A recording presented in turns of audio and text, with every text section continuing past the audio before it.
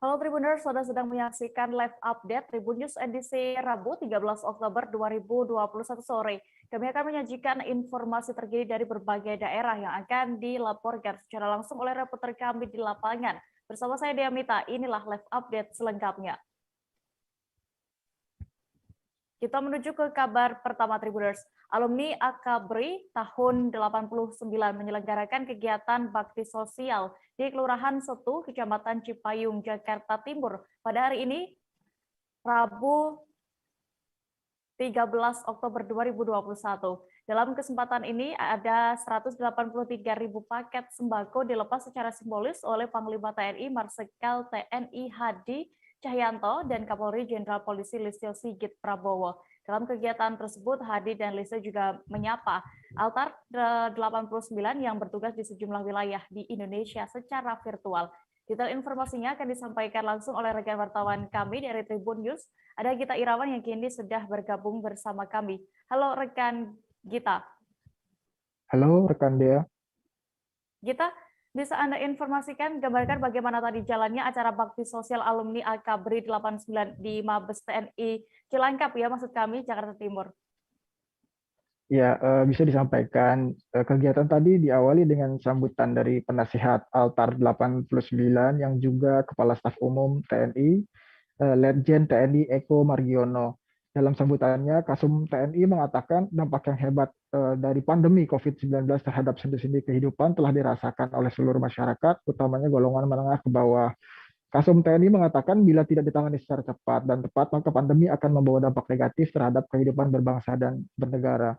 Oleh karena itu, Kasum TNI mengatakan kegiatan tersebut dilandasi soliditas dan sinergitas TNI Polri dan juga sebagai wujud tugas dan tanggung jawab serta kepedulian sosial alumni Akabri 89 dalam upaya penanganan pandemi COVID-19 dan pemulihan ekonomi nasional. Selanjutnya, Panglima TNI Marsikal Hadi Cahyanto dan Kapolri Listio Jenderal Polisi Listio Sigit Prabowo juga sempat menyapa secara virtual sejumlah alumni Akabri 89 yang bertugas di berbagai wilayah di Indonesia. Di sana mereka juga melakukan kegiatan serupa, yakni sebagai bentuk rasa syukur dari masa bakti mereka yang sudah ke 33 tahun. Mereka diantaranya bertugas di Sumatera, kemudian di Pulau Jawa, di Kalimantan, di Bali, Sulawesi, hingga Papua. Nah, selanjutnya Panglima TNI dan Kapolri juga secara simbolis melepas 183.000 paket sembako untuk masyarakat dari alumni Akabri 89 atau Altar 89. Seperti itu. Ya, Gita, lalu apa saja isi dari paket sembako yang dibagikan ini dan juga sempat dilakukan juga vaksinasi ya oleh alumni Akabri ini. Berapa banyak sudah dosis yang disuntikan? Ya, tadi sebanyak total 183.000 paket sembako yang dibagikan kepada masyarakat tersebut berisikan diantaranya bahan-bahan pokok, diantaranya beras, minyak goreng, kecap, dan juga sarden. Selain membagikan baksos tersebut, Altar 89 juga menggelar vaksinasi di seluruh Indonesia sebagai tadi bentuk rasa syukurnya telah mencapai masa pengabdian 33 tahun. Vaksinasi yang disalurkan oleh Altar 89 kepada masyarakat sudah mencapai 25.000 dosis. Ya, siapa saja kita pejabat dan tokoh yang juga hadir dalam kegiatan tersebut? Ya, kegiatan tersebut juga dihadiri para penasehat Altar 89, perwakilan dari matra lainnya. Di antaranya Pangkogap Wilhan 1, Laksamana Madya TNI Muhammad Ali, kemudian Danjen Akademi TNI Marsikal Madya TNI Andiawan Martono Putra, juga Kabar Eskrim Polri Komjen Polisi Agus Andrianto. Acara itu juga dihadiri oleh Ketua MPR RI Bambang Susatyo dan Ketua Umum PBNU Kiai Haji Said Akil Siraj yang turut melepas keberangkatan mobil sembako. Iya. Lalu tadi sempat ada potret atau video yang menampilkan Panglima TNI ini sempat menyupiri Ketua Umum PBNU yang hadir juga itu tadi. Bagaimana saat itu momennya? Bisa Anda ceritakan kita? Ya, memang setelah acara selesai, kemudian suasana menjadi hangat begitu ya, dari para perwira tinggi TNI, kemudian dari para tokoh masyarakat termasuk pejabat negara tersebut saling berbincang. Kemudian usai berbincang, tiba-tiba Panglima TNI Marsikal Hadi Cahyanto tampak menyupiri Ketua Umum PBNU Kiai Haji Said Akil Siraj menggunakan mobil Golf gitu ya. Hadi mempersilahkan Said menaiki di kursi penumpang mobil itu lebih dulu, baru kemudian ia eh, berangkat ke menduduki kursi pengemudinya gitu ya. Nah, saat berpamitan dengan para perwira tinggi TNI Polri alumni Akabri 189 tersebut, Hadi sempat berkelakar gitu ya terkait pelaksanaan vaksinasi yang masih berlangsung di Mabes TNI. Nah, ia mengatakan akan jalan bersama Kiai Said dan mendoakan dari atas. Nah, statement dari Panglima TNI tersebut kemudian disambut oleh tawa para perwira tinggi yang ada seperti itu. Baik, Tribuners, tadi rekan kita juga sudah sempat mendapatkan keterangan dari Ketua MPR RI, Bambang Susatyo. Berikut kami tampilkan selengkapnya. Berikan apresiasi yang luar biasa atas langkah-langkah Presiden kita menggerakkan TNI Polri, membantu tenaga kesehatan, membantu kementerian, membantu Pemda untuk mengejar target herd immunity 70% pada akhir tahun ini. Ya, semoga kerja solidaritas ini TNI Polri juga mendorong dan membuat kita semua terinspirasi. Tidak boleh berdiam diri manakala kita melihat tetangga kita, melihat saudara-saudara kita menghadapi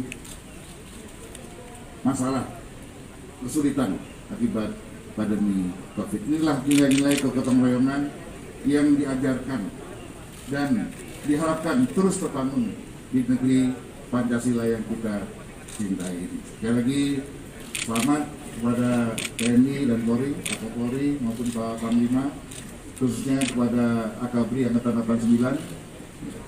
Lanjutkan, maju terus, pantang mundur. Sekali lagi kembang, suruh kita berpantang. Terima kasih. Assalamualaikum warahmatullahi wabarakatuh.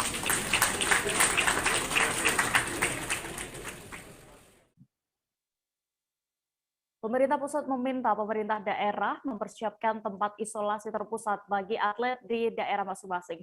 Hal itu guna mengantisipasi adanya klaster PON saat para atlet pulang seusai berlaga. Menindaklanjuti itu, Pemprov DKI Jakarta dikabarkan sudah memiliki lokasi pasti untuk isolasi terpadu ini. Dan untuk mengetahui lebih lanjut terkait detail hal ini sudah bergabung bersama kami ada rekan wartawan dari Warta Kota, Yolanda Putri Dewanti yang akan menyampaikan laporan lengkapnya. Halo Yolanda. Ya, halo Dia. Yolanda, bagaimana tanggapan Wakil Gubernur DKI Jakarta Ahmad Riza terkait lokasi isolasi terpadu bagi atlet DKI Jakarta ini setelah mengikuti ajang PON ke-20 di Papua? Ya baik Dia, terima kasih. Memang Wakil Gubernur DKI Jakarta Ahmad Riza Patria mengatakan ini Pemprov DKI Jakarta sudah memiliki lokasi pasti untuk isolasi terpadu atau isoter. Pemprov DKI Jakarta menindaklanjuti adanya arahan pemerintah pusat yang meminta pemerintah daerah untuk mempersiapkan isolasi untuk para atlet di daerah masing-masing guna mengantisipasi adanya klaster Papua. Tambahnya, menurut Wakil Gubernur DKI Jakarta, para atlet akan melakukan isolasi selama 5 hari di Hotel Grand Cempaka yang terletak di Jalan Lejen Suprapto, Cempaka Putih, Jakarta Pusat. Ya, sekian Dia. Ya, lalu bagaimana bisa Anda informasikan terkait update terkini bagi atlet DKI Jakarta yang sebelumnya dikabarkan sempat terpapar COVID-19? Ya baik Dia, terima kasih. Memang sebelumnya dikabarkan sebanyak 5 atlet DKI yang mengikuti ajang di PON Papua terpapar COVID-19. Namun dari kelima tersebut termasuk orang tanpa gejala atau OTG, dan kini dari 5 atlet tersebut sudah dinyatakan negatif dan sembuh. Lalu sebelum balik ke Jakarta pun dari pihak di Papua sudah melakukan tahap tracing, yaitu dengan dites PCR ataupun dites malaria. Begitu Dia. Ya baik. Berikut Tribuners kami tampilkan video keterangan dari Wakil Gubernur DKI Jakarta Ahmad Riza Patria. Baik, jadi ada. Soal karantina bagi atlet PON. Ya di Grand Cempaka ya, kalau di Grand Cempaka. Ya, di Hotel Grand Cempaka. Itu berapa lama karantinanya Pak? Ya karantina kalau sesuai dengan ketentuan kan berapa? 14 hari gitu ya Pak ya? 5 hari. Oh. 5 hari bukan 14 hari ya. Lagi Kita jeda sejenak Tribuners dan tetaplah di live update. Oke, apa kabar Bang Arief di sini untuk strateginya? Kalau saya sendiri di Jumit 37 ini yang semalam baru mulai, Apa yang saya dirasakan udah Kak Fernita? Sebenarnya aku nggak ngerasa itu penangkapan atau penggerebegan atau apapun itu, karena gini loh, posisinya aku Kriteria. lagi main. Jadi kita mengenal disebut dengan stroke yang tidak berdarah dengan stroke yang berdarah. Stroke yang tidak berdarah itu biasanya ditandai dengan adanya penyumbatan. Kalau itu terjadi di sini mungkin pikirnya tidak ke situ kali ya. Tapi kalau di Korea atau di Kamboja itu ada beberapa paper yang Saya itu Mas, dulunya tukang koran. Oh gitu ya. Tukang koran. Ya, saya baca itu, Pak. Tuh kan pernah baca kan? Ya. Jadi kalau saya jadi pangdam itu udah bersyukur banget. Si anak ini dijadikan sebagai tersangka begitu. Ya, kalau ini kita bicara yang di luar kasus Sebongombo ya. Dikenal dengan nama hujan shower, di mana terdapat batas jelas antara daerah hujan dan tidak hujan yang biasanya terjadi pada fase awal mature stage atau tahap Berbahaya dewasa. itu Kang. Jadi mulai artinya terjadinya perlembekan. Nah itu untuk penetrasi akan sulit. Gitu ya. Dok, saya ini menurut saya memang tidak mudah, bukan urusan tanah diambil. Kalau misalnya Amerika Serikat sekarang, Rasulullah mengatakan dalam sebuah hadis bahwa berpuasa di 6 hari Syawal itu. Oke, apa kabar Bang Arief di sini untuk strateginya? Kalau saya sendiri di Jumit 37 ini yang semalam baru mulai, Apa yang saya dirasakan udah Kak Fernita? Sebenarnya aku nggak ngerasa itu penangkapan atau penggerebegan atau apapun itu, karena gini loh, posisinya aku Kriteria. lagi main. Jadi kita mengenal disebut dengan stroke yang tidak berdarah dengan stroke yang berdarah.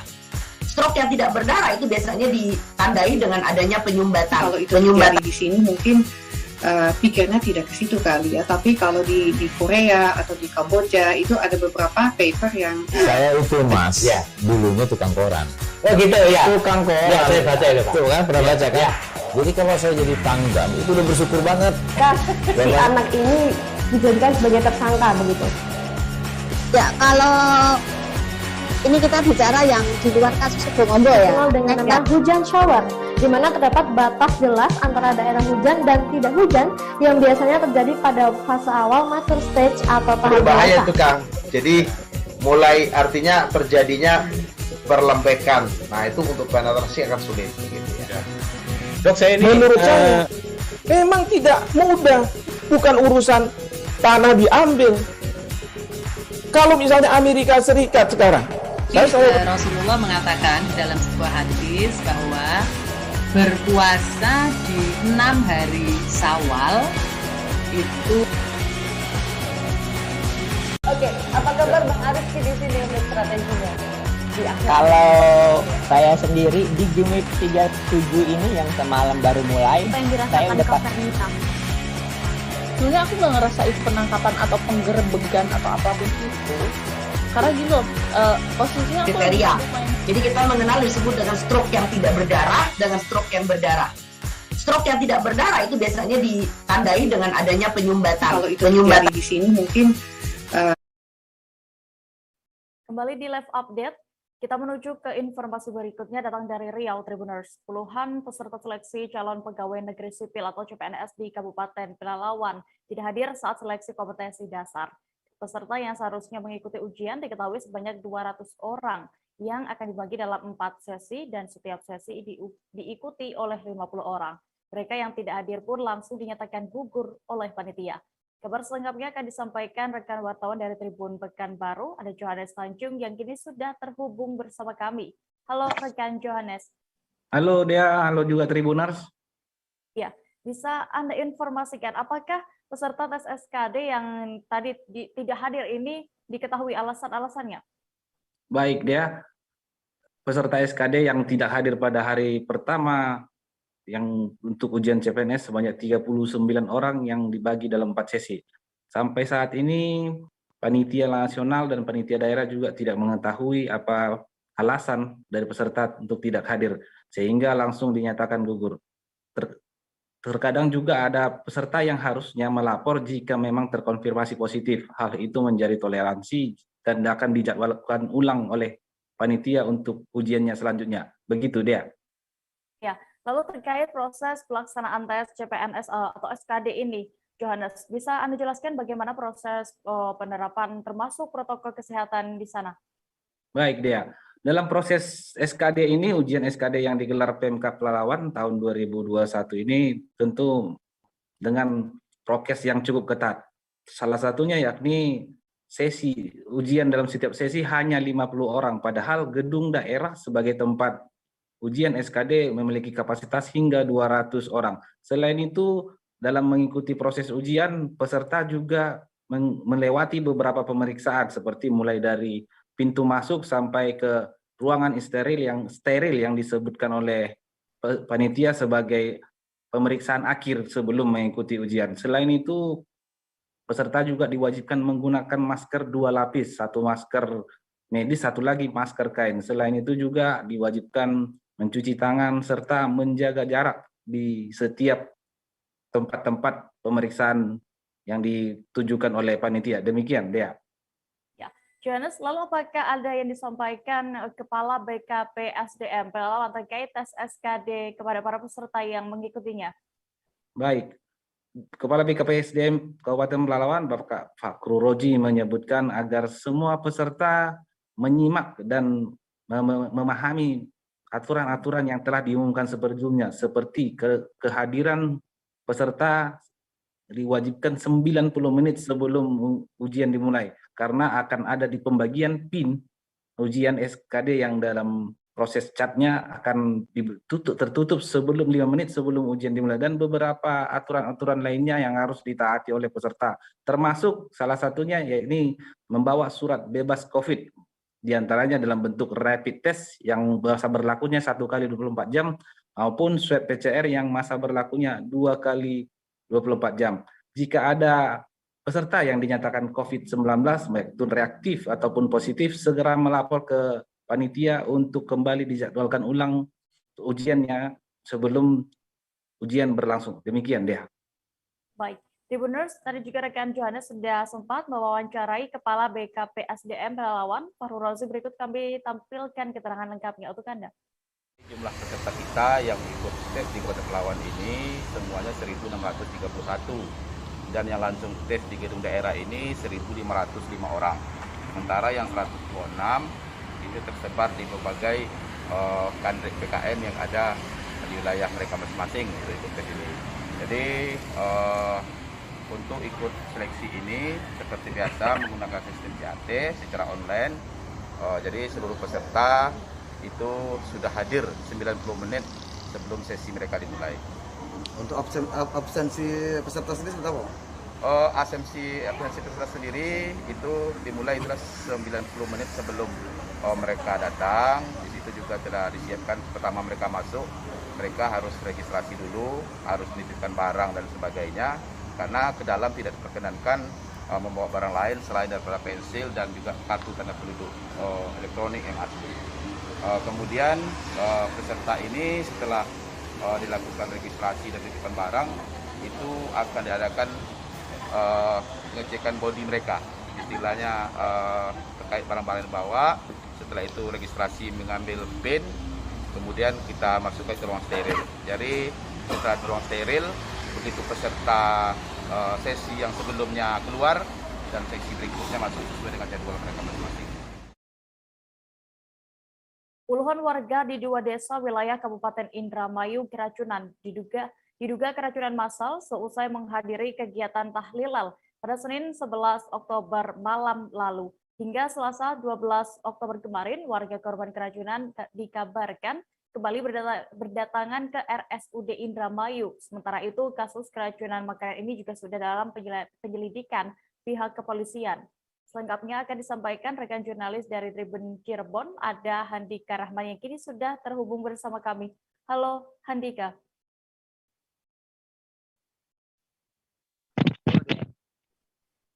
Ya, rekan Handika, bisa Anda jelaskan bagaimana sebenarnya kejadian diduga keracunan massal di desa tersebut bisa terjadi? Baik ya, dapat kami informasikan pada hari Senin kemarin, pada malam hari itu terdapat warga yang mengalami mual-mual, pusing, hingga badan lemas. Mereka diketahui merupakan korban keracunan makanan. Hal itu menurut keterangan yang terima tribuncirebon.com dari Kepala Desa, karena puluhan warga tersebut habis menghadiri kegiatan tahlilan di desa tetangga. Ya, lalu terkait kondisi para warga seperti apa saat ini? Informasi terakhirnya, Handika. Baik ya, dari puluhan warga tersebut diketahui pada Senin kemarin setelah kejadian tersebut mereka sudah dibawa ke rumah sakit, tepatnya di RSUD Indramayu. Ada 4 orang yang saat itu dibawa karena kondisinya yang cukup serius. Namun pada esok harinya, pada hari Selasa pagi, mereka sudah diperbolehkan pulang karena kondisinya yang berangsur membaik. Hanya saja pada hari kemarin juga, pada sore harinya, ternyata ada lagi warga yang kembali ke RSUD Indramayu untuk berobat. Total ada 15 orang yang pada saat itu kembali datang ke RSUD dan sebanyak 8 orang lainnya saat ini menjalani perawatan di rumah sakit. Sisanya menjalani rawat jalan. Ya. Ya, Handika, tadi informasinya juga sudah kasus ini sudah ditangani ya oleh pihak kepolisian. Sudah sampai mana proses penyelidikannya? Ya, benar dia. Menurut dari keterangan dari kepolisian, polisi sudah mengambil sampel makanan yang diduga dimakan oleh puluhan warga setelah menghadiri acara tahlilan tersebut. Polisi sudah mengambil sampel dan saat ini masih dilakukan uji laboratorium. Dan dari pihak rumah sakit pun saat ini masih berupaya untuk melakukan penanganan terhadap kasus keracunan yang menimpa puluhan warga di Desa Singaraja dan Singajaya, Kecamatan Indramayu, Kabupaten Indramayu ini. Baik, terima kasih rekan Handika Rahman melaporkan dari Indramayu. Selamat kembali bertugas. Dari Cirebon kita beralih ke Kalimantan Timur, Tribuners. Banjir melanda Desa Gunung Mulia dan Desa Sumbersari, Kecamatan Babulu, Kabupaten Penajam Pasar Utara atau PPU sejak Kamis 7 Oktober lalu. Lahan pertanian seluas 600 hektar di Desa Sumbersari, Kecamatan Babulu terselimuti oleh genangan air. Akibatnya tanaman di lahan itu pun terancam gagal panen. Informasi lengkapnya akan disampaikan rekan wartawan kami dari Tribun Kaltim. Ada Dian MS yang kini sudah tersambung bersama kami. Halo Dian. Baik, di studio. Ya benar, terjadi banjir di Kabupaten Penajam Pasir Utara, tepatnya di Desa Sumbersari, Kecamatan Babulu. Seluas 50 hektar lahan palawija milik petani setempat diperkirakan akan gagal panen nantinya. Tanaman tersebut yaitu seperti tanaman buah, semangka, sayur mayur, dan lombok. Begitu. Oke, lalu Dian, apa saja upaya yang sudah dilakukan oleh pemerintah setempat dalam menanggulangi bencana banjir ini? Baik, dari pemerintah daerah sendiri sudah melakukan upaya-upaya seperti melakukan pemantauan dan pengecekan tinggi air setiap harinya, memantau rumah warga yang berpotensi terendam air, melakukan pengecekan situasi kondisi di pengungsian gedung serbaguna Desa Sumbersari bersama dengan Babinsa dan Babinkan Timnas, memberikan pengecekan situasi kondisi di pengungsian gedung serbaguna, kemudian memberikan pemenuhan air bersih bagi warga terdampak banjir di desa setempat, dan melakukan pendistribusian bantuan logistik berupa snack, air mineral, pakaian, dan kebutuhan lainnya. Seperti itu.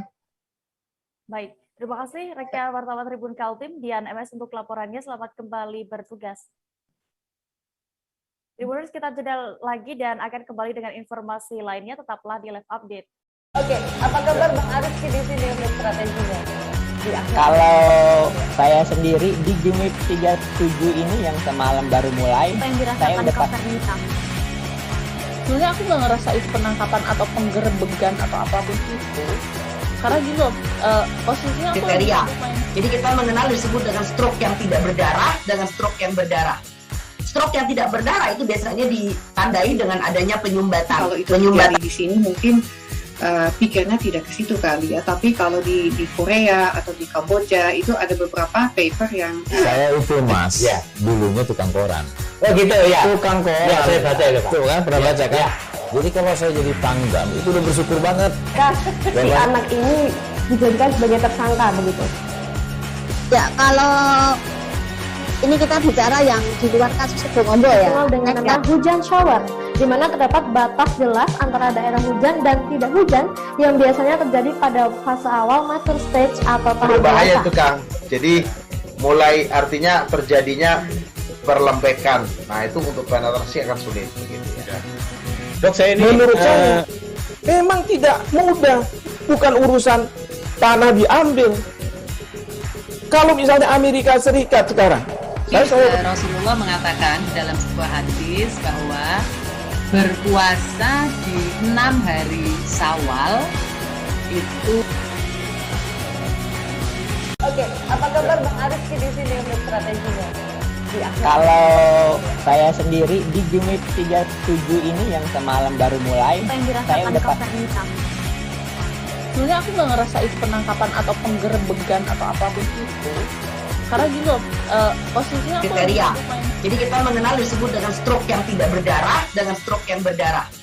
Stroke yang tidak berdarah itu biasanya ditandai dengan adanya penyumbatan. Kalau itu terjadi di sini mungkin pikirnya tidak ke situ kali ya. Tapi kalau di Korea atau di Kamboja itu ada beberapa paper yang Saya itu Mas, dulunya tukang koran. Oh gitu ya. Tukang koran. Ya, saya baca itu Pak. Tuh kan pernah baca kan? Jadi kalau saya jadi Pangdam itu udah bersyukur banget. Si anak ini dijadikan sebagai tersangka begitu. Ya, kalau ini kita bicara yang di luar kasus Situbondo ya. Dengan nama hujan shower, di mana terdapat batas jelas antara daerah hujan dan tidak hujan yang biasanya terjadi pada fase awal mature stage atau tahap Berbahaya dewasa. itu Kang. Jadi mulai artinya terjadinya perlempekan. Nah itu untuk penetrasi akan sulit. Gitu ya. Dok, saya ini menurut saya memang tidak mudah, bukan urusan tanah diambil. Kalau misalnya Amerika Serikat sekarang, Rasulullah mengatakan dalam sebuah hadis bahwa berpuasa di 6 hari Syawal itu. Oke, apa kabar Bang Ariski di sini untuk strateginya? Kalau saya sendiri di Jumip 37 ini yang semalam baru mulai, saya udah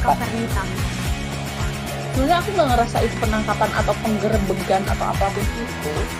Karena gini loh, posisinya aku kriteria. Jadi kita mengenal disebut dengan stroke yang tidak berdarah dengan stroke yang berdarah. Stroke yang tidak berdarah itu biasanya ditandai dengan adanya penyumbatan. Kalau itu terjadi di sini mungkin pikirnya tidak ke situ kali ya. Tapi kalau di Korea atau di Kamboja itu ada beberapa paper yang Saya itu Mas, dulunya tukang koran. Oh gitu ya. Tukang koran. Ya, saya baca itu Pak. Tuh kan pernah baca kan? Jadi kalau saya jadi Pangdam itu udah bersyukur banget. Si anak ini dijadikan sebagai tersangka begitu. Ya, kalau ini kita bicara yang di luar kasus Situbondo ya. Dengan nama hujan shower, di mana terdapat batas jelas antara daerah hujan dan tidak hujan yang biasanya terjadi pada fase awal mature stage atau tahap Berbahaya dewasa. itu Kang. Jadi mulai artinya terjadinya perlempekan. Nah itu untuk penetrasi akan sulit. Gitu ya. Dok, saya ini menurut saya memang tidak mudah, bukan urusan tanah diambil. Kalau misalnya Amerika Serikat sekarang, Rasulullah mengatakan dalam sebuah hadis bahwa. Terima kasih Anda masih setia menyaksikan live update. Kita menuju ke informasi berikutnya. Anggota DPRD Kabupaten Bungo, Provinsi Jambi nyaris baku hantam dengan perwakilan warga yang datang ke gedung DPRD Bungo pada Selasa 12 Oktober siang kemarin. Anggota DPRD yang diketahui bernama Darwandi tersebut nyaris baku hantam bersama dengan Debbie, warga yang mengadukan persoalan PETI atau peti di Batu Kerbau, Kecamatan Pelepat. Dan detail informasinya akan disampaikan langsung oleh rekan wartawan kami dari Tribun Jambi, Adam Muzakir, yang kini sudah bergabung bersama kami. Halo rekan Muzakir. Halo, sore rekan kita ya. Selamat sore. Berdasarkan pantauan Anda dan juga informasi yang sudah Anda himpun, Muzakir, apakah sudah diketahui penyebab dari terjadinya peristiwa hingga seorang anggota DPRD Bungo ini nyaris baku hantam dengan warga? Baik, Dea, dapat kami laporkan jika kemarin siang itu ada terjadi clash antara warga yang datang ke gedung DPRD Kabupaten Bungo untuk mengadukan permasalahan peti. Nah, di sini permasalahan awalnya itu perwakilan warga menyatakan bahwa ada oknum anggota DPRD ikut bermain dalam aktivitas seperti ini. Selain itu, mereka juga menganggap bahwa semua elemen di Kabupaten Bungo tidak serius untuk masalah peti. Begitu.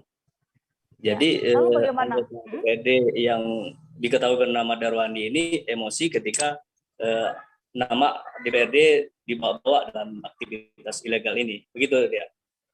Ya, untuk kondisi terkini di sana bagaimana dari pantauan Anda? Alhamdulillah saat ini kondisi kondusif. Ketegangan hanya terjadi kemarin saja setelah rapat itu aja. Pasca beberapa saat setelah ini rapat, mereka berdua sudah baikan dan menyatakan bahwa mereka hilaf. Gitu rekan dia. Muzakir, bisa Anda informasikan terkait apa aktivitas seperti ini yang dimaksud dan sudah berapa lama memang aktivitas itu ada di Bungo? Baik rekan dia, dapat kami laporkan jika peti ini merupakan penambang emas tanpa izin. Nah, di Kabupaten Bungo ini sudah belasan tahun beroperasi dan mungkin selama ini aktivitas ini sudah seringkali dilakukan razia, tapi pelaku masih tetap berusaha untuk melakukan penambangan. Begitu rekan ya. Ya, baik. Terima kasih rekan jurnalis Tribun Jambi Muzakir untuk informasinya. Selamat kembali bertugas. Kita beralih ke informasi berikutnya. Pasar Keramat Barabai, Kabupaten Hulu Sungai Tengah terbakar pada Selasa 12 Oktober 2021 malam waktu Indonesia Tengah kemarin.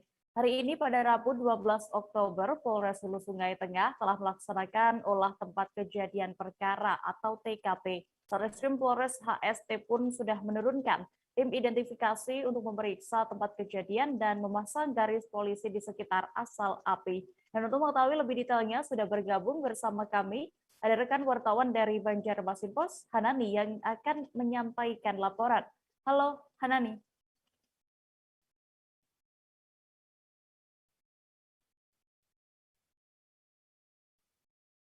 Halo rekan Hana.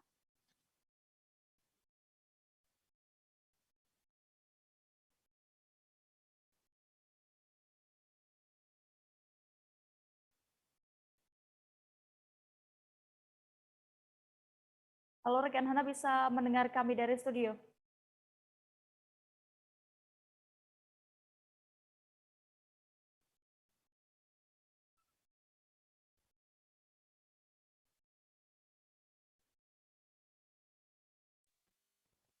Halo? Iya, rekan Hana. Iya, sudah bisa dimonitor ya Mbak ya? Oke. Iya. Kebakaran di Pasar Keramat Barabai, Kabupaten Hulu Sungai Tengah, itu Kalimantan Selatan, terjadi Selasa malam 12 Oktober 2021 sekitar pukul 19.30 WITA. Terus berdasarkan pantauan saya di lokasi tempat kejadian, tadi pagi ada 8 unit toko yang terbakar, terdiri berbagai toko buku, alat listrik, toko perhiasan, toko sembako, dan toko kosmetik. Nah, 6 diantaranya mengalami rusak berat dengan barang yang terbakar 100%. Dan 2 toko lainnya rusak sedang, namun barang di dalamnya tak bisa digunakan lagi. Nah, untuk aktivitas pedagang sendiri, mereka yang tokonya terbakar itu hanya bisa pasrah dan sejak pagi tadi melakukan bersih-bersih toko, sedangkan pedagang di toko sekitarnya yang selamat dari api tetap beraktivitas atau berjualan seperti biasa, jadi tidak menghambat aktivitas jual beli, rekan Dea. Iya, berdasarkan informasi yang sudah Anda dapatkan, rekan Hana, apakah ada korban jiwa dalam insiden ini? Lalu bagaimana dengan total kerugian apa saja yang didapatkan oleh terdampak ini akibat terbakarnya pertokoan tersebut? Baik, untuk korban jiwa tidak ada karena saat kejadian saat itu pertokoan di Pasar Keramat Barabai itu sudah tutup. Saya informasikan pula bahwa pertokoan di Pasar Keramat Barabai itu hanya buka sejak pagi pukul 8.00 sampai sore sekitar pukul 17.00 WITA. Jadi selebihnya aktivitas di Pasar Barabai itu diisi dengan kegiatan transaksi jual beli sayur-sayuran dan buah-buahan di kawasan pasar agrobisnis. Jadi lokasi Pasar Barabai sendiri cukup luas rekan Dea karena pertokoan yang terbakar itu berada di sekitar los beras dan toko sembako. Demikian. Ya, untuk penyebab kebakaran apakah sudah diketahui dan bagaimana pemerintah Kabupaten HST menyikapi kebakaran ini? Baik, sejauh ini belum diketahui karena siang tadi tim identifikasi Polres Hulu Sungai Tengah sudah melakukan olah TKP dan memberi garis polisi di toko yang diduga dari asal api. Pihak Kasat-Reskrim sendiri, Kasat-Reskrim Polres Hulu Sungai Tengah sendiri maksudnya belum bersedia memberikan keterangan terkait hasil penyelidikan timnya. Namun dari keterangan sejumlah warga di sekitar pasar diduga akibat arus pendek listrik. Sebelum kejadian, warga juga menyaksikan api sudah membesar dan membumbung tinggi disertai asap hitam. Jadi dapat saya laporkan juga api tak sampai menjalar lebih jauh lagi ke pertokoan lainnya berkat kerja keras dari anggota Balakar 654 Murakata. Jadi di Hulu Sungai Tengah ini banyak sekali rekan Dea untuk relawan-relawan pemadam kebakaran yang selalu siap siaga untuk memadamkan api begitu menerima informasi ada kebakaran. Jadi yang sempat terbakar cuman 8 unit toko dan api baru bisa dikendalikan sekitar pukul 22.10 WITA oleh para relawan barisan pemadam kebakaran yang tergabung dalam organisasi Balakar tadi, Barisan Pemadam Kebakaran. Begitu, rekan Dea. Oke, lalu bagaimana sikap dari pemerintah kabupaten setempat ini dalam terkait insiden kebakaran ini?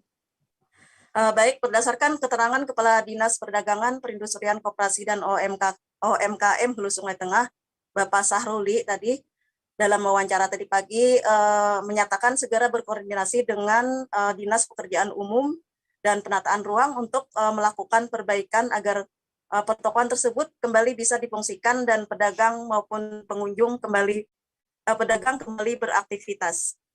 Sedangkan Wakil Bupati Hulu Sungai Tengah tadi meminta agar pihak PLN menertibkan kabel-kabel yang terlihat semrawut di sekitar pertokoan dan juga agar melakukan penertiban terhadap kabel-kabel kropos yang mungkin terdapat di toko-toko yang di sekitar pasar tadi. Demikian, rekan Dea.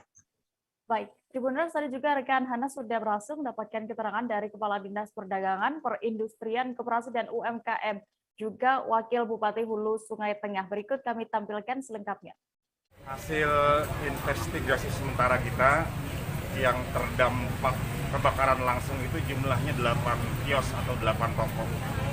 Komoditasnya beragam, dari kelontongan, alat-alat listrik sampai ke kita. Ke depan insya Allah ini kita ngambil hikmahnya deh.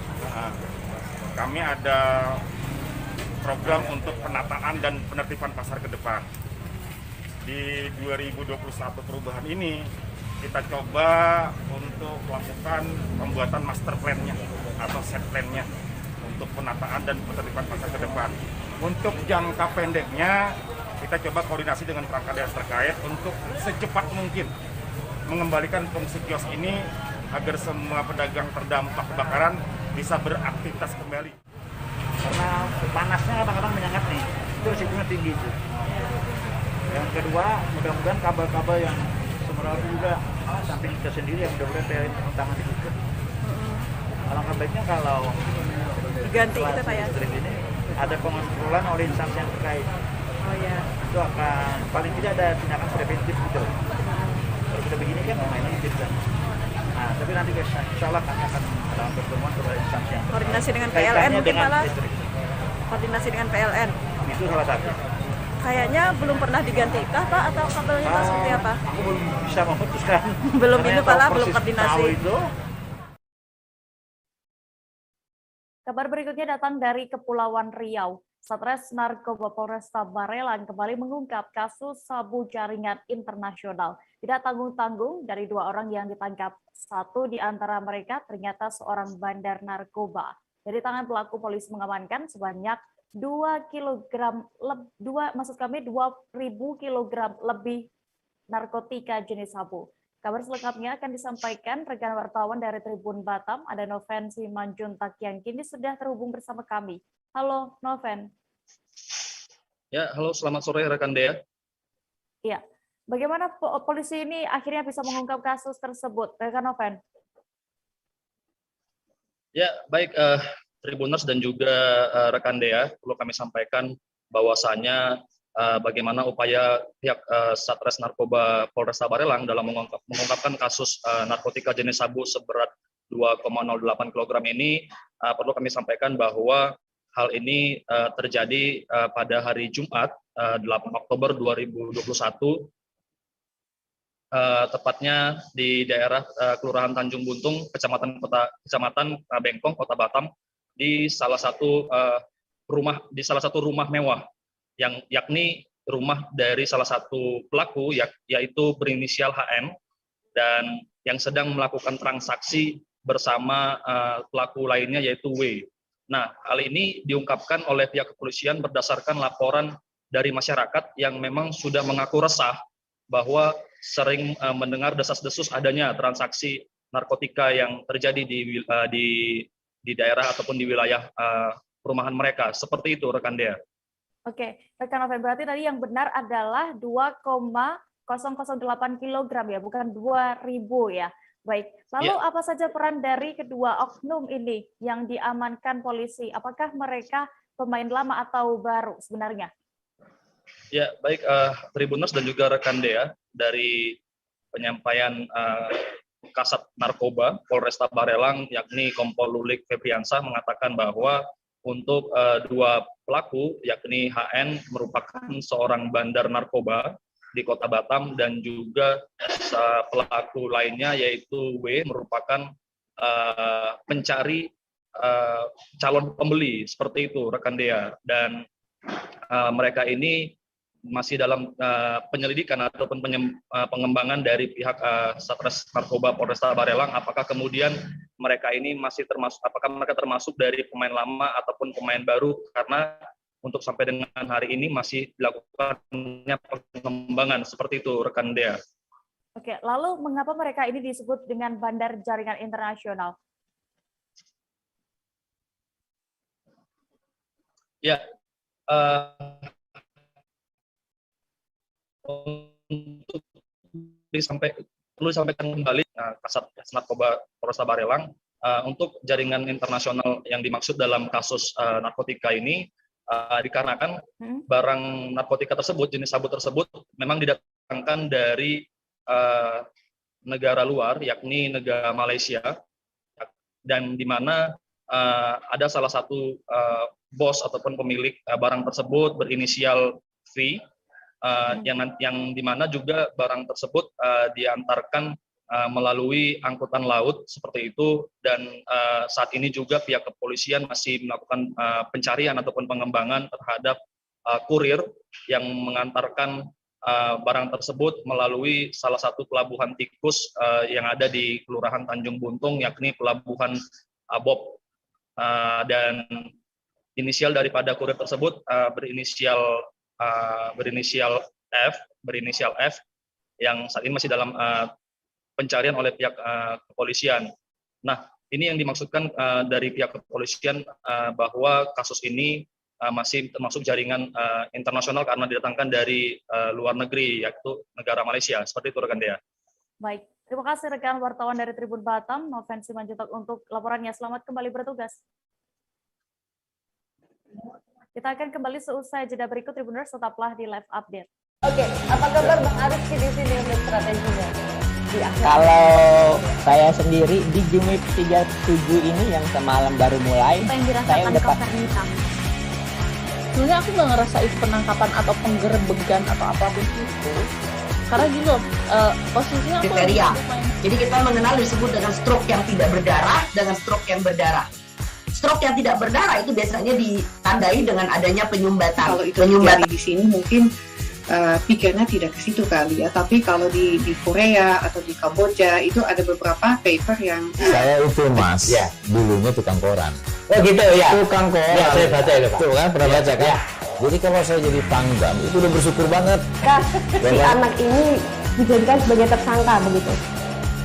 Ya kalau ini kita bicara yang di luar kasus Sebongombo ya. Dengan nama hujan shower, di mana terdapat batas jelas antara daerah hujan dan tidak hujan yang biasanya terjadi pada fase awal mature stage atau tahap bahaya dewasa. itu Kang. Jadi mulai artinya terjadinya perlembekan. Nah itu untuk penetrasi akan sulit. Begitu, ya. Dok, saya ini menurut saya memang tidak mudah, bukan urusan tanah diambil. Kalau misalnya Amerika Serikat sekarang, Rasulullah mengatakan dalam sebuah hadis bahwa berpuasa di 6 hari Syawal itu.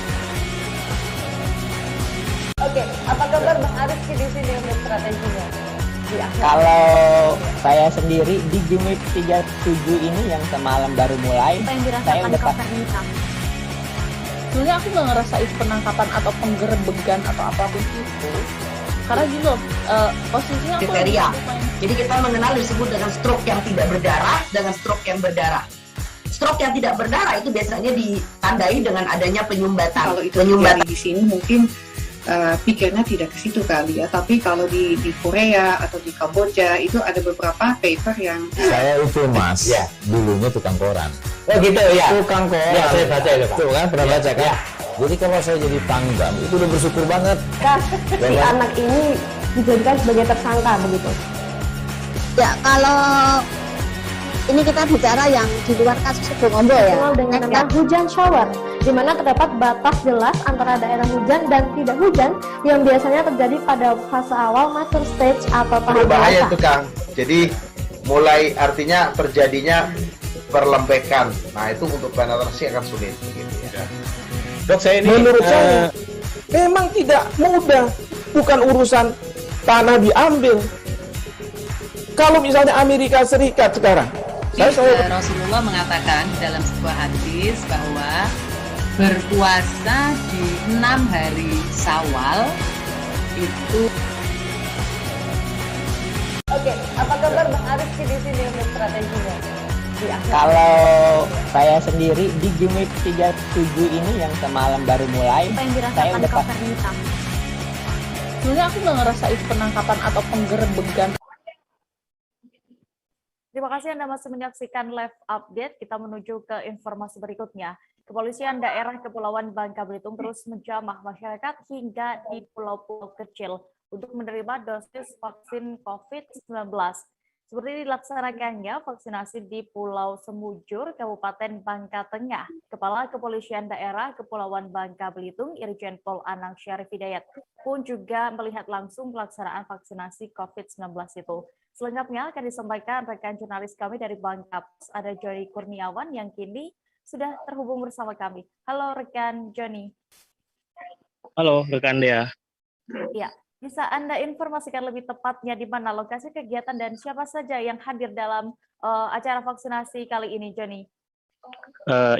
Terima kasih rekan Dea. Tepatnya akan saya sampaikan, tepatnya kemarin pada Selasa 12 Oktober 2021, Kepolisian Daerah Kepulauan Bangka Belitung bersama dengan Ditpol Air Kepulauan Bangka Belitung itu melaksanakan vaksinasi di Pulau Semujur, Kabupaten Bangka Tengah, Dea. Untuk peserta dan ataupun masyarakat yang mengikuti vaksinasi ini sedikitnya ada 170 orang yang terdiri dari masyarakat umum dan juga masyarakat lokal di Pulau Semujur tersebut, Dea. Oke, lalu sudah berapa banyak dosis yang diberikan kemarin itu dan sebenarnya sasarannya meliputi siapa saja? Iya, rekan Dea, bisa saya sampaikan. Khusus per Selasa kemarin itu dilaksanakan diberikan kepada 170 masyarakat di Pulau Semujur. Namun Ditpol Air Kepulauan Bangka Belitung sudah menyalurkan sebanyak kurang lebih 6.000 dosis kepada masyarakat tidak hanya di Pulau Semujur ya, tetapi juga di beberapa daerah di Kepulauan Bangka Belitung, baik di daratan, di pelabuhan maupun di pesisir dan juga termasuk di pulau-pulau tersebut, Dea. Baik. Lalu selain vaksin ini, Joni, berdasarkan pantauan Anda kemarin, apakah ada kegiatan lain yang dilakukan saat itu? Saya sampaikan selain penyaluran dosis vaksinasi, Dirpolair Polda Kepulauan Bangka Belitung juga memberikan bantuan sembako kepada masyarakat yang telah menerima dosis. Tujuan daripada bantuan sembako ini adalah untuk membantu kebutuhan pokok masyarakat kita yang disalurkan ataupun diberikan dosis vaksinasi, begitu Dea. Baik, Tribuners, tadi rekan jurnalis kami juga sudah berhasil mendapatkan keterangan dari Kepala Kepolisian Daerah Kepulauan Bangka Belitung, Brigjen Pol Anang Syarif Hidayat. Berikut kami tampilkan keterangan selengkapnya. Kita melaksanakan vaksinasi di Pulau Semujur. Ini adalah kali yang ketiga dari Polair, Direktorat Polair Polda melaksanakan vaksinasi di Kepulauan. Hari ini ada sekitar 170 orang yang divaksin, baik vaksin pertama maupun kedua. Sebelumnya kita juga melaksanakan di Pulau Nangka, Pulau Panjang yang ada di Bangka Selatan, dan juga Polair yang dari Polres juga melaksanakan di Pulau-Pulauan, termasuk di Pulau Long yang ada di Belitung Timur. Total Kita menuju ke Bali, Tribuners. Siswa di Kabupaten Badung kini menjalani tes swab PCR setelah 2 minggu melaksanakan pembelajaran tatap muka atau PTM. Pada tahap awal, ada 2 sekolah yang digunakan untuk sampel, yakni di SMPN 3 Ambian Semal dan SMPN 5 Mengwi. Kegiatan ini dipantau langsung oleh tim Justisi Kabupaten Badung, yakni dari Satpol PP, BPBD, dan juga aparat TNI Polri. Informasi selengkapnya akan disampaikan oleh rekan Tribun Bali, ada Agus Arianta yang kini sudah tersambung bersama kami. Halo rekan Agus. Halo Dea. Bisa Anda informasikan sebenarnya sejak kapan swab untuk siswa ini dilaksanakan dan berapa totalnya siswa yang akan dilakukan swab nanti di Badung? Baik Dea, bisa saya jelaskan untuk pelaksanaan swab di Kabupaten Badung sendiri dilaksanakan mulai sekarang, yakni 13 Oktober 2021. Nah, pelaksanaan swab ini dilakukan untuk memastikan agar pembelajaran tatap muka ini tidak tersebar atau tidak adanya penyebaran COVID-19 atau tidak menjadi klaster COVID. Kendati demikian, untuk sekolah yang akan dilakukan swab itu, menurut informasi yang didapat, itu semua sekolah hanya saja di random atau diacak. Namun Kepala Dinas Kesehatan sendiri menyatakan bahwa pelaksanaan swab akan dilakukan di SMP di masing-masing kecamatan yang ada di Kabupaten Badung. Jadi total siswa yang akan dilakukan swab itu dilakukan secara acak, yakni 10% dari jumlah siswa yang ada di sekolah masing-masing. Namun dari pantauan tadi, semua sekolah atau semua siswa di SMP 3 Ambian Semal itu sudah dilakukan swab dengan acak, yakni total siswa sebanyak 1035 dan yang di swab sebanyak 135 orang. Begitu dia. Ya, baik. Lalu berdasarkan pantauan Anda saat pelaksanaan ini, apakah ada siswa yang takut, Agus? Baik Dea, dari pantauan tadi pelaksanaan swab di SMP 3 Ambian Semal, ada beberapa siswa yang memang takut. Mereka beralasan karena sama sekali belum pernah melakukan swab ini. Namun dari keseluruhan siswa, semua siswa yang dipilih tetap mengikuti swab seperti biasa, bahkan dari hasil penelusuran atau informasi yang didapat setelah hasil swab berlangsung, itu hasilnya semuanya negatif. Jadi dari 2 sekolah, yakni dari pantauan di SMP 3 Ambian Semal dan SMP 5 Mengwi, khususnya di Kabupaten Badung, semua hasil negatif. Begitu dia. Ya, lalu bagaimana dengan respon dari orang tua siswa ini terkait adanya pelaksanaan swab di sekolah? Nah, menurut informasi dari pihak guru di SMP 3 Ambian Semal, ada beberapa memang orang tua yang takut anaknya menjalani swab. Hal itu karena beberapa orang tua siswa sudah beropini atau beranggapan sendiri jika anaknya positif akan dilakukan karantina. Jadi beberapa orang tua siswa bahkan memang tidak ada yang menyekolahkan anaknya pada saat tadi pagi. Kendati demikian, pihak guru sudah memaklumi hal tersebut. Bahkan orang tua siswa menyatakan anaknya ada yang memang karena takut dan ada memang yang kondisi anaknya itu lagi sakit atau demam, pilek dan lain sebagainya. Namun pihak sekolah sudah berkoordinasi dengan orang tua siswa, namun hal itu pun masih sedikit. Sebagian besar orang tua siswa memang setuju. Menurut kepala sekolah setempat, termasuk juga wakil kepala sekolah, saat diwawancara itu mengatakan bahwa sebagian besar orang tua siswa setuju jika anaknya ikut swab secara acak di sekolah untuk menekan COVID-19 ini. Begitu dia. Baik, terima kasih rekan jurnalis Tribun Bali, Agus Arianto untuk informasinya. Selamat kembali bertugas. Kita beralih ke informasi berikutnya. Waktu pengoperasian laboratorium PCR Malinau yang semula ditargetkan penyelesaiannya pada September 2021 ini diundur. Pengerjaan fisik laboratorium RSUD Malinau ini sebenarnya juga sudah selesai pada September 2021 lalu. Namun ada sejumlah tahapan lagi yang harus dilalui. Terkait hal ini, untuk mengetahui informasi detailnya akan disampaikan langsung oleh rekan wartawan dari Tribun Kaltara. Ada Muhammad Supri yang kini sudah bergabung bersama kami. Halo rekan Supri. Halo rekan Dea. Ya, bisa Anda informasikan sebenarnya apa penyebab diundurnya jadwal pengoperasian fasilitas pemeriksaan COVID-19 di Malinau ini? Ya, baik untuk pengoperasian lab PCR atau lab pemeriksa COVID-19 di Rumah Sakit Umum Daerah sebelumnya memang ditarget penyelesaian rehabilitasi ruangan laboratorium tersebut ditarget selesai pada September.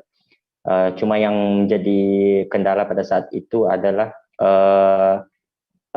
perkiraan waktu pada saat selesai rehabilitasi langsung bisa difungsikan. Diketahui ada dua jenis alat yang difungsikan untuk pemeriksaan COVID-19, yakni bantuan BNPB RI kepada Kabupaten Malinau dan Nunukan yang mendapatkan bantuan satu set mesin PCR, dan rencananya juga akan difungsikan mesin pemeriksa COVID-19 TCP atau tes cepat molekuler. Nah, untuk saat ini terkendala di progres pengujian mesin PCR tersebut karena ada beberapa tahapan yang semula dijadwalkan singkat ternyata memiliki jadwal yang panjang. Nah, untuk saat ini tahapan telah dipasang. Bantuan mesin PCR tersebut telah terpasang di laboratorium yang sebelumnya telah dicanangkan untuk dioperasikan pada September lalu. Namun ada sejumlah tahapan, dan tahapan terakhir yang kali ini diterapkan adalah pemeriksaan validasi atau uji keakurasi sampel yang nantinya sampel dari Kabupaten Malinau lab PCR akan diuji di Balitbangkes Kemenkes RI. Ya. Ya, pasti terkait nanti bisa beroperasi lab untuk pemeriksaan COVID-19 ini ya. Bagaimana dengan jenis persiapan lainnya terkait SDM dan juga prasarana pendukung? Ya, baik. Kemarin pada saat kami konfirmasi ulang ke Kepala Dinas Kesehatan Kabupaten Malinau, John Felix Pandang, beliau menerangkan bahwa saat ini ada 3 staf Dinas Kesehatan yang sedang mengikuti pelatihan untuk pengoperasian mesin PCR tersebut. Namun untuk fasilitas yang lain pada dasarnya sudah siap. Tinggal SDM dan menunggu uji validasi dari hasil dari Kemenkes RI nanti.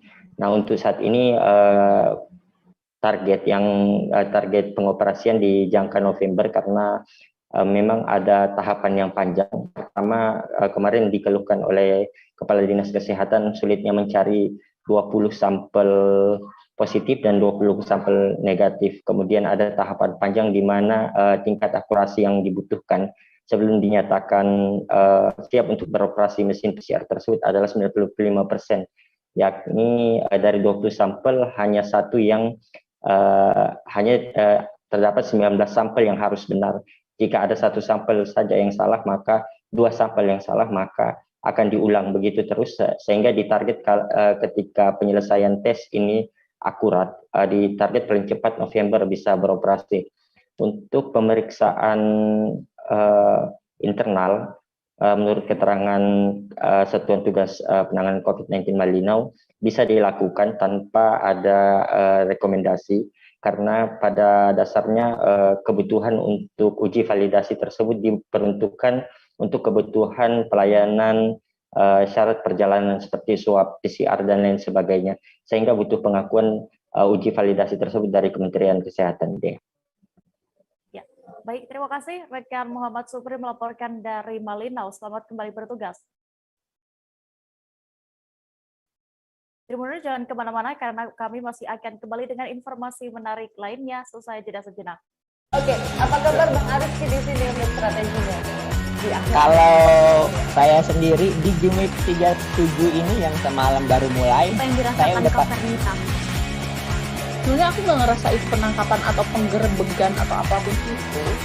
Karena gini loh, posisinya aku kriteria. Jadi kita mengenal disebut dengan stroke yang tidak berdarah dengan stroke yang berdarah. Stroke yang tidak berdarah itu biasanya ditandai dengan adanya penyumbatan. Kalau itu terjadi di sini mungkin pikirnya tidak ke situ kali ya. Tapi kalau di Korea atau di Kamboja itu ada beberapa paper yang saya itu Mas, ya, dulunya tukang koran. Oh gitu ya. Tukang koran. Ya, saya baca itu, Pak. Tuh kan pernah baca kan? Ya. Jadi kalau saya jadi pangdam itu udah bersyukur banget. Si anak ini dijadikan sebagai tersangka begitu. Ya, kalau ini kita bicara yang di luar kasus Sebongombo ya. Dengan nama hujan shower, di mana terdapat batas jelas antara daerah hujan dan tidak hujan yang biasanya terjadi pada fase awal mature stage atau tahap bahaya dewasa. itu Kang. Jadi mulai artinya terjadinya perlembekan. Nah itu untuk penetrasi akan sulit. Begitu, ya. Dok, saya ini menurut saya memang tidak mudah, bukan urusan tanah diambil. Kalau misalnya Amerika Serikat sekarang, Rasulullah mengatakan dalam sebuah hadis bahwa berpuasa di 6 hari Syawal itu. Oke, apa kabar Bang Arief di sini untuk strateginya? Kalau saya sendiri di Jumip 37 ini yang semalam baru mulai, saya udah sebenarnya aku nggak ngerasain penangkapan atau penggerebegan atau apapun itu. Karena gini loh, posisinya aku kriteria. Jadi kita mengenal disebut dengan stroke yang tidak berdarah dengan stroke yang berdarah. Stroke yang tidak berdarah itu biasanya ditandai dengan adanya penyumbatan. Kalau itu terjadi di sini mungkin pikirnya tidak ke situ kali ya. Tapi kalau di Korea atau di Kamboja itu ada beberapa paper yang saya itu Mas, ya, dulunya tukang koran. Oh gitu ya. Tukang koran. Ya, saya baca itu, Pak. Tuh kan pernah baca kan? Ya. Jadi kalau saya jadi pangdam itu udah bersyukur banget. Si anak ini dijadikan sebagai tersangka begitu. Ya, kalau ini kita bicara yang di luar kasus Sebongombo ya. Dengan nama hujan shower, di mana terdapat batas jelas antara daerah hujan dan tidak hujan yang biasanya terjadi pada fase awal mature stage atau tahap bahaya dewasa. itu Kang. Jadi mulai artinya terjadinya perlembekan. Nah itu untuk penetrasi akan sulit. Begitu, ya. Dok, saya ini menurut saya memang tidak mudah, bukan urusan tanah diambil. Kalau misalnya Amerika Serikat sekarang, Rasulullah mengatakan dalam sebuah hadis bahwa berpuasa di 6 hari Syawal itu. Oke, apa kabar Bang Arief di sini untuk strateginya?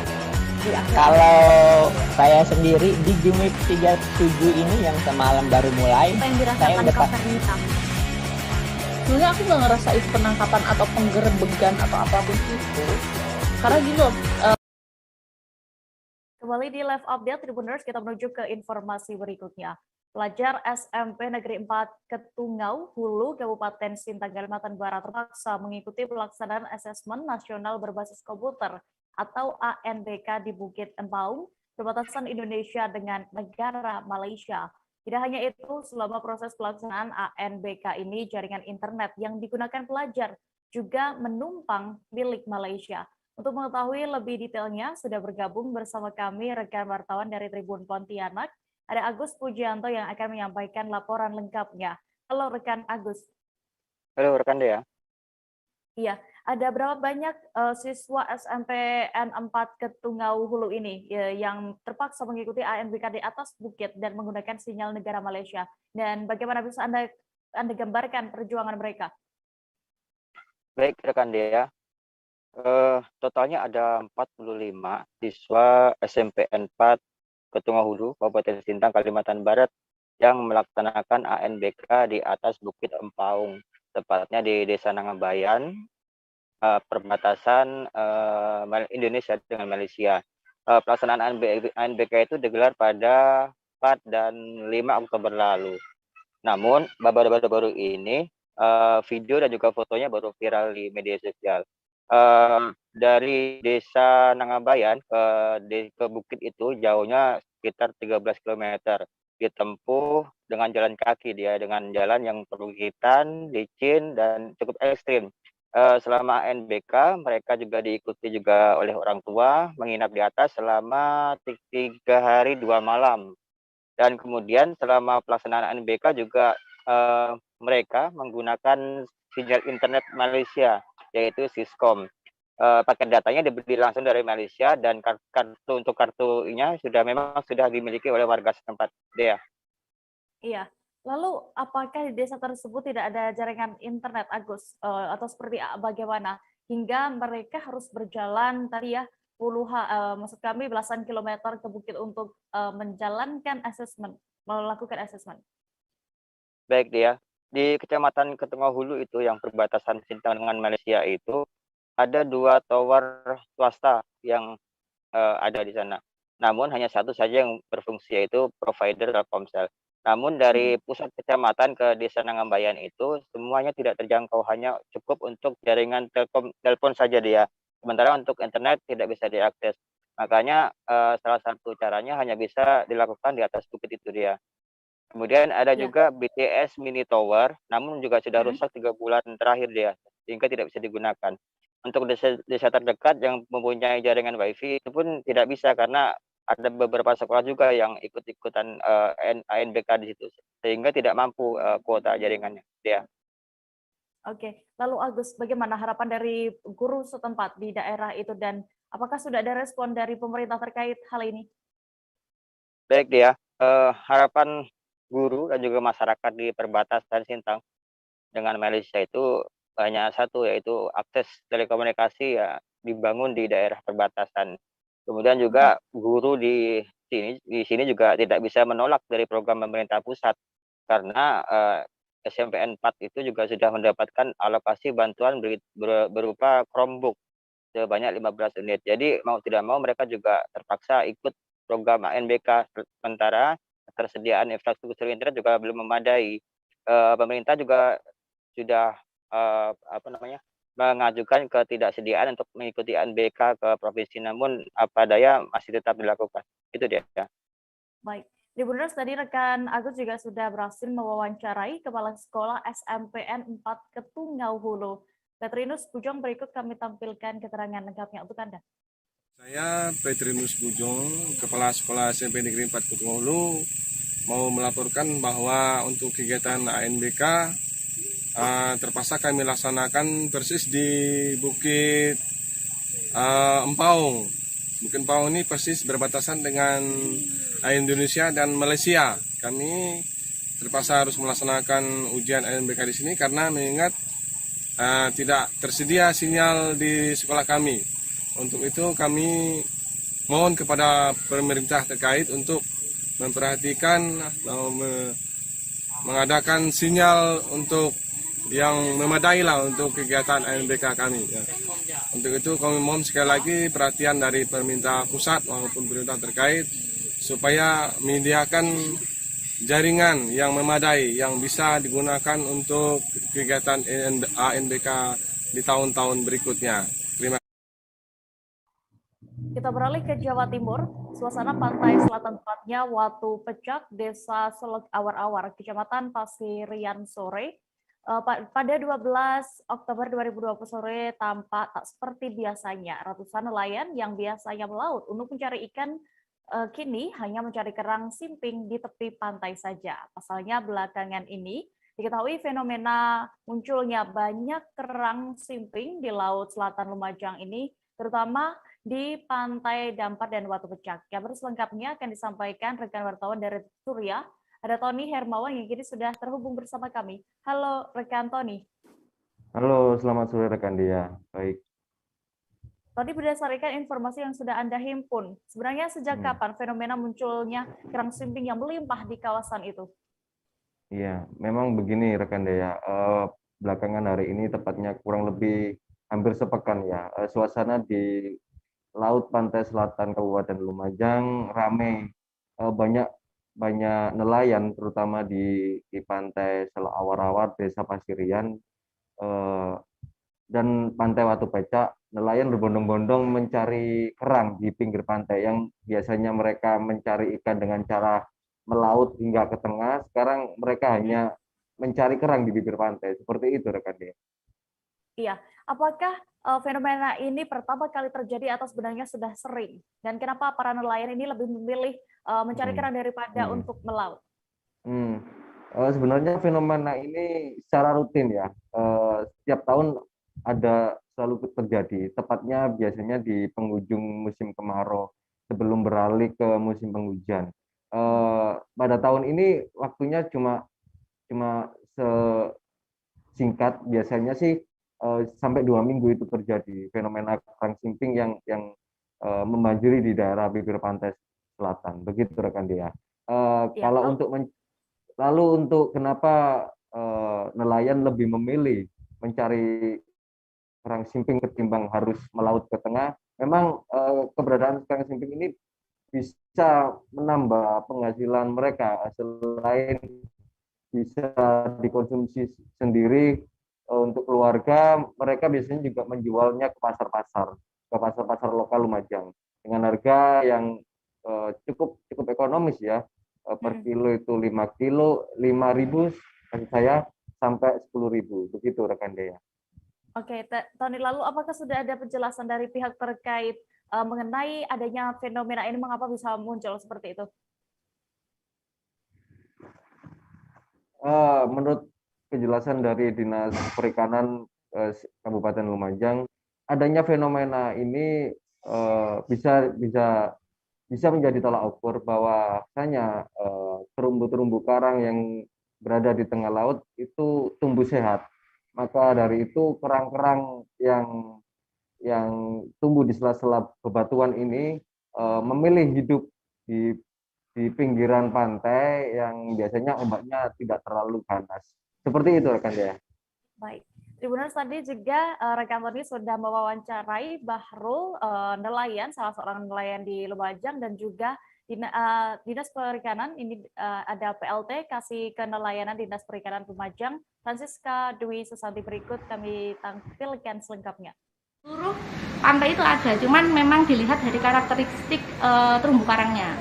Jadi pantai selatan biasanya kan di ombak-ombak yang besar, tapi ketika ombak yang besar itu di tengah-tengah, dia tidak akan tumbuh di situ, tapi akan muncul di daratan.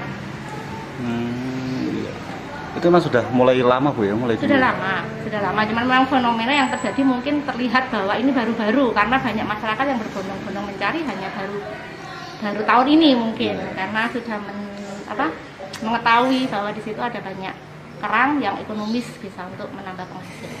Itu seberapa banyak Bu? Seberapa kaya sebenarnya kerang di wilayah sini? Ya, untuk tahun kemarin, data dari tahun kemarin untuk kerang simping yang dihasilkan dari Lumajang itu dalam 1 tahun itu terjadi selama 1 bulan. 1 bulan itu kita mendapatkan hasil nelayan itu sekitar 2 sampai 3,7 ton. Jadi besar gitu. Sulit deh kalau nyari. Ini nyarinya di mana? Di batu, di pasir atau? Batu Mas, kalau di tengah itu di pasir. Gitu. Kalau pas surut.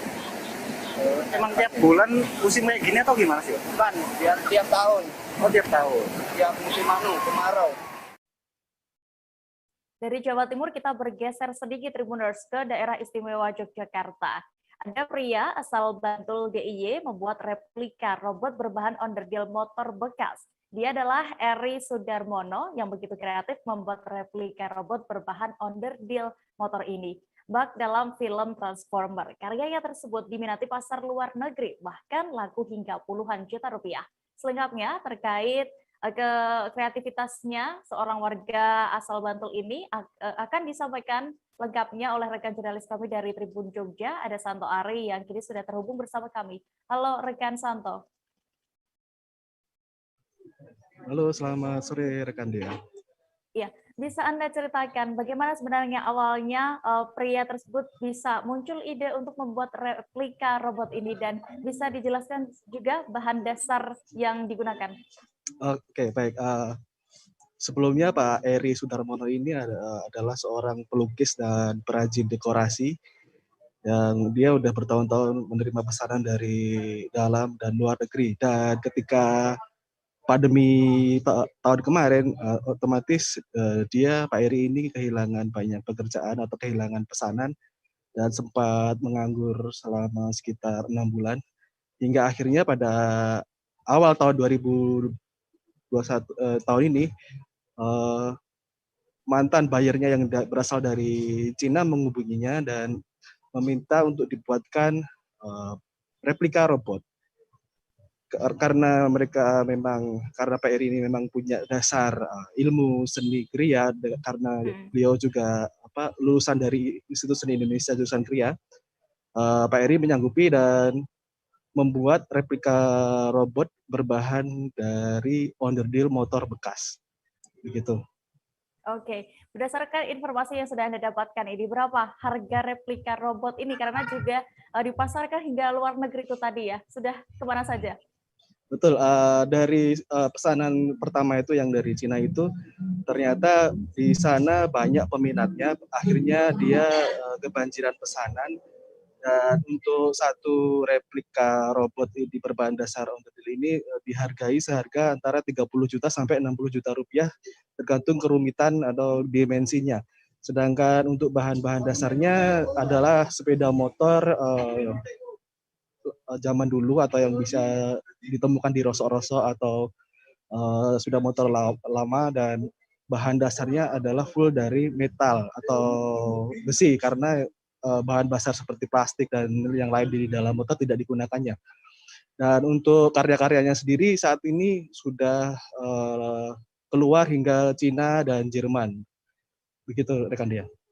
Ya, baik. Santo, lalu Anda juga sudah sempat ya bertemu dengan Pak Eri ini, pengrajin onderdil motor bekas ini. Apa yang ia sampaikan? Apa yang ingin dicapai setelah ini? Baik, karena merasa dia sudah berhasil mereplika robot yang seperti Transformer ini, dia juga bercita-cita ingin membuat robot, benar-benar robot yang bisa bergerak. Maka dari itu dia sampai sejauh ini masih terus berusaha untuk mewujudkan impiannya itu untuk bisa menggerakkan robot-robot tersebut, dan kemungkinan juga akan dijual. Tapi itu masih dalam jangka panjang karena saat ini pun setelah dia cukup viral, banyak akhirnya dari tidak hanya luar negeri saja, dan masyarakat Indonesia pun banyak yang tertarik dan ingin memesan di tempat Pak Eri ini. Begitu rekan dia. Baik.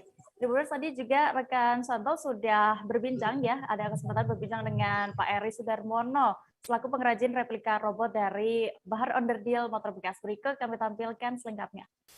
Yang masuk kebetulan dari buyer yang dulu pernah pesan saya itu pengen bikin robot ya, terus dari material besi. Begitu order DP langsung saya bikinkan. Itu pertama kali sebulan itu waktunya pekerjaan satu robot. Ternyata setelah saya kirim di sana tuh banyak peminatnya, langsung laku. Terus itu pesen 10 robot, dan Jerman juga ada yang pengen. Sampai saat ini sudah kirim 4 ya di Jerman. Robot ini saya bikin dari material motor, karena saya juga suka hobi otomotif ya. Motor-motor klasik gitu. Pak, berarti ini robot-robot ini sudah banyak yang dikirim ke luar negeri ya, Pak? Iya, kebanyakan luar negeri. Di mana aja, Pak? Itu Cina sama Jerman. Baru Cina sama Jerman gitu, Pak? Iya, saat ini. Berarti kalau dari cerita Bapak tadi, justru pandemi ini membawa berkah sehingga tercetus ide atau proses membuat robot dan akhirnya malah laku keras di pandemi ini ya, Pak? Iya. Informasi tadi sekaligus menutup perjumpaan kita dalam live update petang ini. Tribuners, jangan lupa saksikan live update esok hari di seluruh kanal media Tribun Network. Karena juga masih di tengah pandemi, Tribuners, kami terus mengingatkan kepada Anda untuk tetap menerapkan protokol kesehatan dengan ketat dimanapun berada. Saya Diamita beserta kerabat kerja yang bertugas pamit. Terima kasih dan sampai jumpa. Jangan lupa like, subscribe, dan share ya.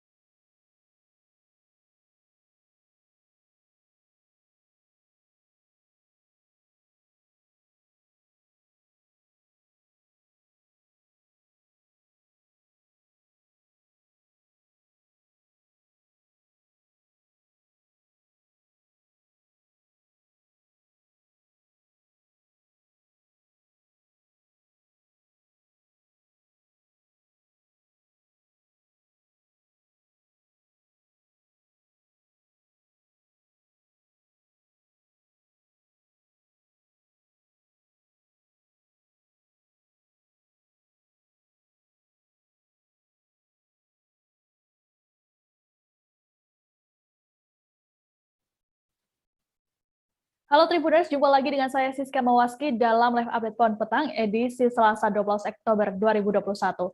Kami akan menyajikan informasi terkini seputar kegiatan Pekan Olahraga Nasional ke-20 yang saat ini berlangsung di Papua. Bersama dengan sejumlah rekan wartawan kami yang sudah siap dengan laporannya masing-masing di lokasi. Kita ikuti live update PON 20 Papua selengkapnya. Kita ke informasi pertama, Tribuners, dari cabang olahraga sepak bola. Tim Jawa Timur tumbang dalam laga sepak bola babak semifinal seusai dikalahkan oleh Aceh dengan skor 1-2 di Stadion Barnabas Yowe Sentani, Kabupaten Jayapura pada Selasa 12 Oktober. Dengan hasil ini maka Jatim gagal maju ke partai final sepak bola PON 20 Papua. Pertandingan antara Jatim dan Aceh berlangsung sengit lantaran kedua tim saling menyerang, terutama pada babak kedua. 2 gol Aceh dicetak oleh striker Akhirul Wadan di menit ke-23 dan Muzakir pada menit ke-47. Jatim baru mengejar ketertinggalan pada menit ke-53, selesai Dwiki Mardianto melesatkan tendangannya ke gawang Aceh. Lalu bagaimana dengan jalannya pertandingan tadi? Sudah ada jurnalis Tribun Jatim, ada Dia Ayu yang akan melaporkannya untuk Anda. Halo, selamat malam Dia. Selamat malam Siska. Dia, bisa dijelaskan setelah kekalahan ini lalu bagaimanakah langkah Jawa Timur di PON Papua ini? Baik Siska, setelah kalah ini Jatim masih memiliki peluang meraih medali perunggu atau juara ketiga dan nantinya akan berhadapan dengan Kalimantan Timur pada Kamis 14 Oktober di stadion yang sama, yakni Barnabas Yowe Kabupaten Jayapura, setelah Kalimantan Timur kalah dari Papua dengan skor 1-5 tadi sore. Siska. Oke, pada babak perebutan medali perunggu melawan Kalimantan Timur esok hari, lalu seberapa besar keyakinan dari Jawa Timur ini untuk mengalahkan Kaltim? Baik Siska, Jawa Timur sangat optimis dapat meraih medali perunggu pada pertandingan berikutnya melawan Kaltim karena sebelumnya pada babak 6 besar Jawa Timur pernah bertemu dengan Kaltim dan Jawa Timur menang 5-1. Itu saat pertandingan 6 besar Jumat 8 Oktober kemarin, Siska. Oke, baik Tribuners, jurnalis kami juga sempat melakukan wawancara dengan pelatih Jatim dan juga pelatih Aceh. Berikut tayangannya untuk Anda. Anak-anak terganggu wasit, tidak percaya keputusannya. Jangan dikira saya tidak tahu aturan permainan. Aturan permainan untuk sepak bola atau untuk wasit. Sebetulnya koreksi wasit saya tak pantas. Tapi kalau tadi, nggak ngerti saya. Faisal diambil dari belakang, tiup untuk dia. Banyak kejadian gitu, tiup untuk dia. Kalau ke kita dia